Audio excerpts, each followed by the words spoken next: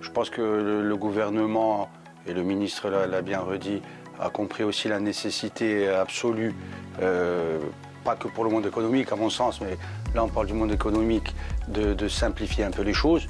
On vit dans une société civilisée, donc on a besoin de règles. Nous on a besoin par contre que ces règles soient un peu stables, qu'on ait de la lisibilité dans le temps, que ça nous permette déjà de nous projeter, d'avoir le temps déjà de les comprendre, de les ingurgiter et de pouvoir s'y adapter de manière durable. Je vais donner des exemples sur les règles. Nous, pour la bonne cause, on veut informer le consommateur, on fait des règles sur l'étiquetage, donc c'est parfait.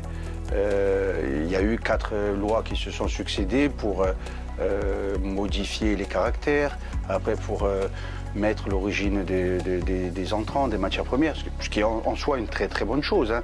Après les logos, demain il va falloir rajouter d'autres logos, donc on veut protéger la nature en ne gaspillant pas. Par contre, on crée des lois qui nous obligent à jeter des étiquettes qui sont en parfait état. Voilà. Il y a des fois des sujets qui sont quand même assez complexes et qui montrent que c'est vraiment très très important de simplifier. Donc il y a une première étape qui a été faite, on ne peut que le saluer. J'espère que ça pourra continuer à aller dans ce sens-là. On a vraiment besoin de ça parce que plutôt que d'aides, de subventions, on a besoin d'un cadre législatif clair, stable, et de laisser la lisibilité aux entreprises.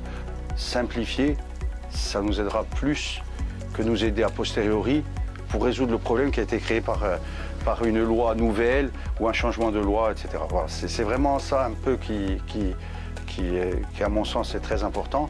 Il faut saluer la première étape qui a été faite par le gouvernement et le ministre nous l'a bien évoqué. On espère que ça continuera dans ce sens.